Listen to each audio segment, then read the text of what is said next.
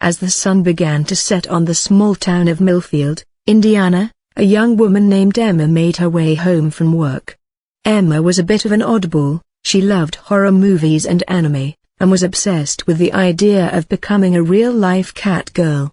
She had even started wearing cat ears and a tail to work, much to the chagrin of her co-workers. As she walked down the empty streets, Emma heard a rustling in the bushes. She stopped and looked around, but saw nothing. Shaking her head, she continued on her way. But as she approached her house, she heard the sound again, and this time it was closer. Emma turned around just in time to see a figure jump out of the bushes and run towards her. She screamed and tried to run, but the figure was too fast. It tackled her to the ground and pinned her down. Emma looked up and saw the most terrifying thing she had ever seen, a girl with cat ears and a tail, just like she had always dreamed of becoming. But there was something off about her. Her eyes were dark and empty, and her claws were razor-sharp. The cat girl leaned in close to Emma's face and whispered, "I've been watching you, Emma. I know you want to be like me. And now, I'm going to make that happen." Emma tried to scream, but the cat girl clamped a hand over her mouth. She felt a sharp pain in her neck, and everything went black. When Emma woke up, she was in a dark room. She tried to move, but found that she was tied to a chair.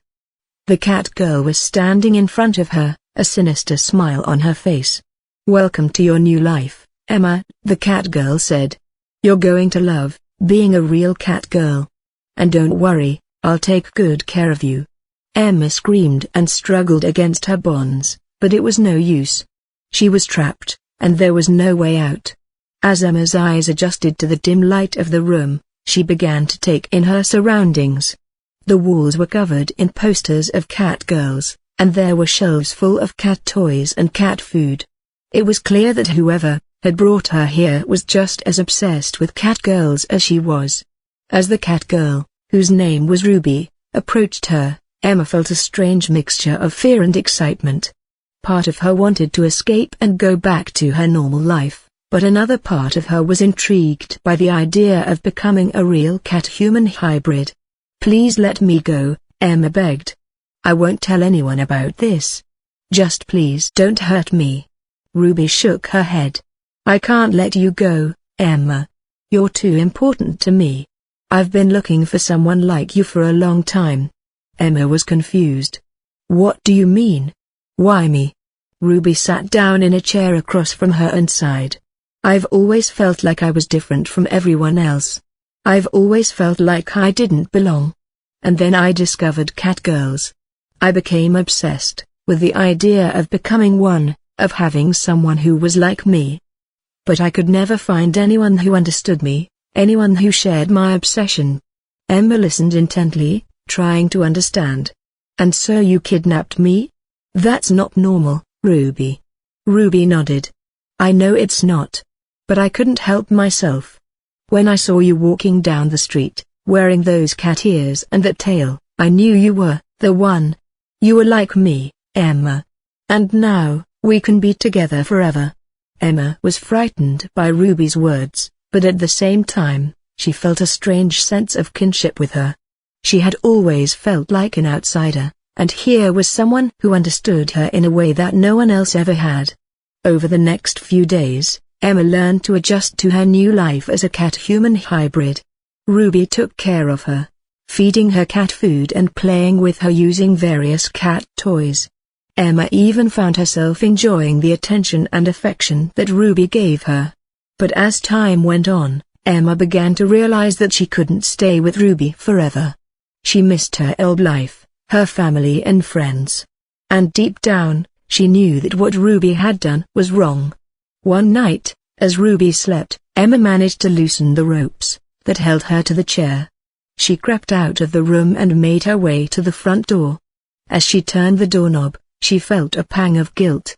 She knew that leaving would mean betraying Ruby, but she also knew that it was the right thing to do. Emma stepped outside into the cool night air, and took a deep breath. It was time to start over, to rebuild her life and find a way to move on from the horrors she had experienced. As Emma made her way down the street, she couldn't help but feel a sense of relief. She was free, and she could finally go back to her old life. But as she walked, she couldn't shake the feeling that she was being watched. Suddenly, she heard a loud noise behind her. She turned around and saw Ruby running towards her, a look of fury on her face. "You!" Ruby shouted, "how could you do this to me? After everything I did for you?" Emma backed away, her heart pounding in her chest. "I'm sorry, Ruby. But I had to go. I couldn't stay with you forever." Ruby lunged at Emma, but she managed to dodge out of the way. She ran down the street, hoping to lose Ruby in the darkness. But Ruby was persistent.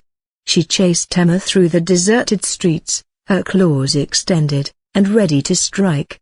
Emma ran as fast as she could, her heart racing with fear. Just as Emma thought she was going to get away, Ruby tackled her from behind. They both fell to the ground, and Emma felt Ruby's claws digging into her skin. "You're not going anywhere, Emma," Ruby snarled. "You're mine, and you always will be." Emma struggled to free herself, but Ruby was too strong. She held Emma down with one hand, while using the other to scratch at her face and neck. In that moment, Emma knew that she was in real danger. She had to think fast if she wanted to survive. With all the strength she could muster, Emma kicked Ruby in the stomach. Ruby doubled over in pain, giving Emma the chance to get to her feet and run away. As she ran, Emma could hear Ruby's screams of rage behind her. She knew that she had made a dangerous enemy, but she also knew that she couldn't go back to her old life. She would have to find a way to start over, to build a new life for herself, far away from Ruby and her twisted obsession. After Emma had managed to escape from Ruby, she had made her way to a nearby police station and reported what had happened to her. The police had taken her statement and had promised to do everything they could to find Ruby. Meanwhile, Ruby was still out there, searching for Emma. She had an gnawing feeling in the pit of her stomach, a feeling of loneliness and despair. She had never felt like she belonged in the world, and Emma had been the first person who had ever truly understood her. Ruby knew that what she had done was wrong, but she couldn't help her feelings. She had fallen in love with Emma, and she couldn't bear the thought of never seeing her again. For days, Ruby scoured the city, searching for any sign of Emma. She visited all the places that Emma had liked to go, hoping to find a clue. But Emma was nowhere to be found. As the days turned into weeks, Ruby's obsession with Emma began to consume her. She stopped eating and sleeping, and spent all her time searching for her lost love. One day, as Ruby was walking through a park, she saw a familiar figure sitting on a bench. It was Emma, and she was talking to a young couple who was sitting next to her. Ruby's heart leapt with joy at the sight of Emma. She ran towards her, tears streaming down her face. "Emma!" she cried. "Oh, Emma, I've been looking for you everywhere." Emma looked up, a look of fear and confusion on her face. "Ruby? What are you doing here?" "I came to find you, Emma," Ruby said.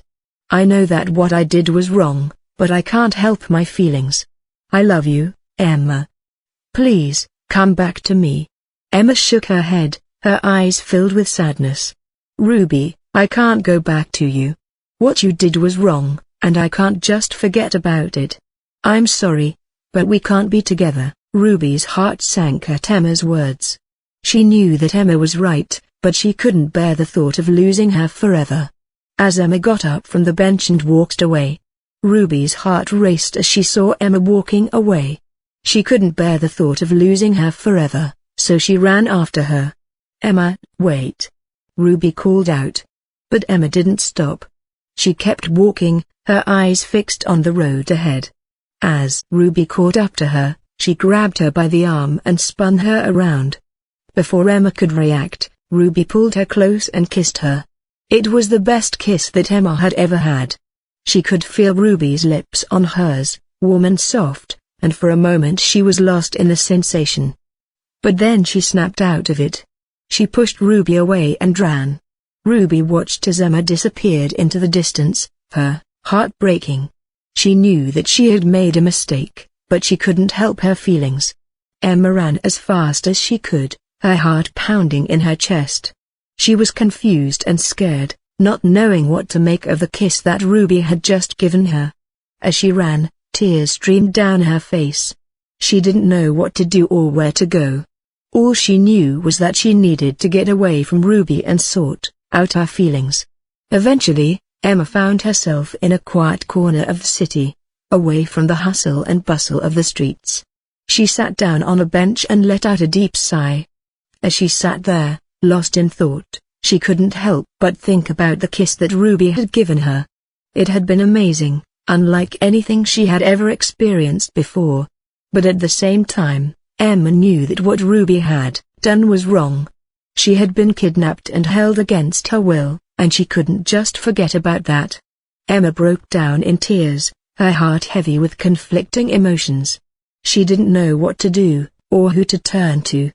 As she sat there crying, a kind stranger approached her. He sat down next to her and put a comforting arm around her. "Are you okay?" he asked. Emma shook her head, unable to speak. The stranger listened patiently as Emma poured out her heart. She told him about Ruby and the kidnapping, and about the kiss that had left her confused and scared. The stranger listened with empathy, and when Emma had finished, he gave her some wise advice. "Emma, it sounds like you're really struggling with your feelings for Ruby. It's okay to be confused, but you need to take some time to sort out your emotions before you make any decisions." Emma nodded, grateful for the stranger's kind words. Emma looked at the stranger with surprise as he revealed that he worked for the government. She wondered what he could want with her, and what it had to do with Ruby. Just then, Ruby appeared out of nowhere, looking panicked and afraid. "Emma, we have to go. We have to get away from him," she shouted. The stranger stood up and faced Ruby, a stern look on his face. "Miss, I'm afraid I can't let you take Emma away. She's been through a traumatic experience, and we need to ensure her safety." Ruby looked at him with disbelief. "What are you talking about? I love her. I would never hurt her," she protested. The stranger shook his head. "I'm sorry, miss. But until we can be sure that Emma is safe, we can't let her go with you." Emma looked back and forth between Ruby and the stranger, feeling torn. She didn't want to leave Ruby, but at the same time, she knew that the government agent had a point. "Please, can't we just talk about this?" Emma pleaded. The stranger nodded. "Of course. We'll take you somewhere safe, and we can talk there. But for now, we need to get moving." Ruby looked at Emma, her eyes pleading. "Please, Emma. Don't let them take you away from me." Emma hesitated, feeling torn. But in the end, she knew what she had to do. She nodded to the government agent, indicating that she was ready to go. As they walked away, Emma looked back at Ruby, tears streaming down her face. She knew that it wouldn't be easy, but she was determined to do whatever it took to ensure her safety. Emma woke up in a cold, sterile room, surrounded by machines and equipment. She didn't know how long she had been unconscious, or what had happened to her. As she looked around, she saw that she was in a government laboratory. Memories of the experiments flooded her mind, and she shuddered with fear. Just then, the door opened, and a group of scientists walked in. Emma tried to back away, but she was strapped to the bed, unable to move. "We're sorry for what we had to do, miss. But we needed to run some tests," one of the scientists said. Emma's heart raced with fear. She didn't know what they were going to do to her, but she knew it couldn't be good.